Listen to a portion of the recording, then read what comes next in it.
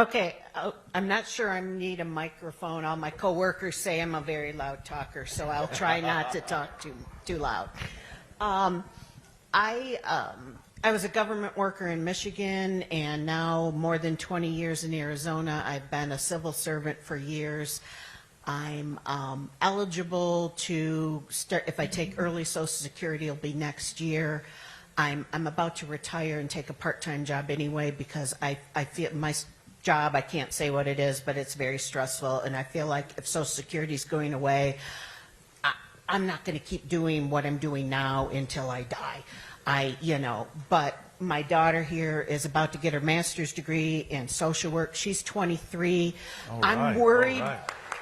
I'm worried about Social Security, just basically that there's more going out than there is, coming in. And I would just like an honest answer, not just, a talking point of we have to save Social Security. Is it viable?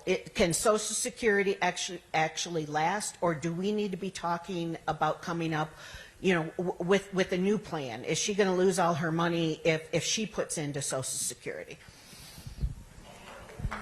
Thank you.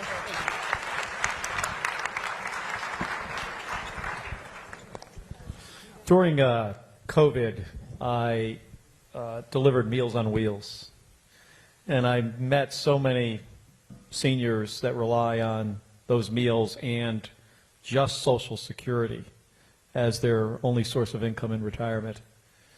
And to think that we've got the second most powerful person in the government right now, Elon Musk, calling Social Security a Ponzi scheme, it does really worry me, and I am concerned.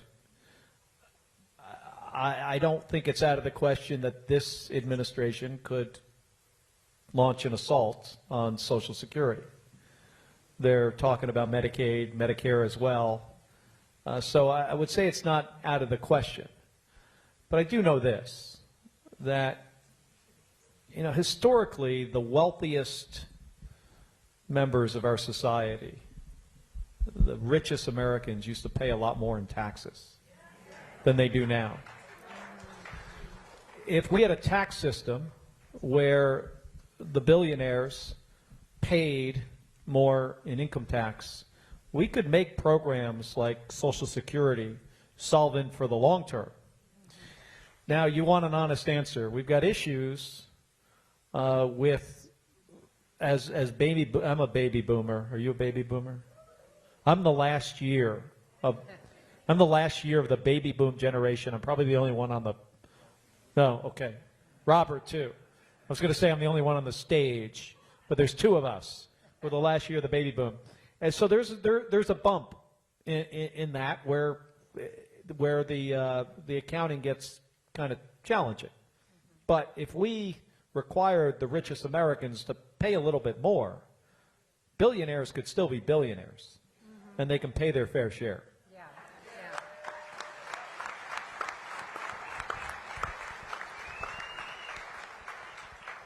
And I just want to add one thing, and that is there's a discussion about whether Social Security may be cut. Let me say something. Right now, they are closing Social Security offices all across the United States of America.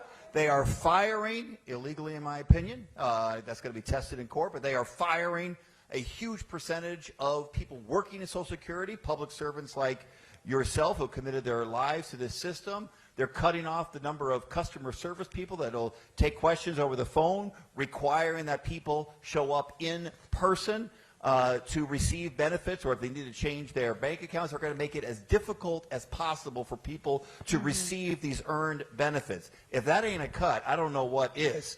We are already facing cuts of Social Security, and that is a huge part of what this fight is all about. And for public service workers like yourself, I'll tell you something with this guy Trump. He thinks that he's a king.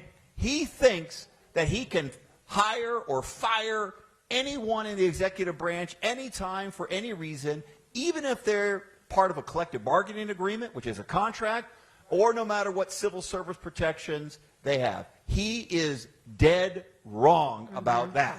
Our government workers have certain protections for a reason. They're going to be respected, and that's part of what there's 160 plus lawsuits going on right now because of this presidential overreach, because this guy wants to be an authoritarian or a king. We're winning almost all of them when there are our court decisions. But the protection of our government workers who have committed their lives to public service, that could have been making more money doing other things, at least they have civil service protections or a collective bargaining agreement. That is a fight worth having. And pardon me, I want to add that given Congressman Stanton's comments there, we are already getting reports that checks are arriving late. That's really critical evidence when we're going into court. The Attorney General's office has a form. The Pima County Attorney's office has a form.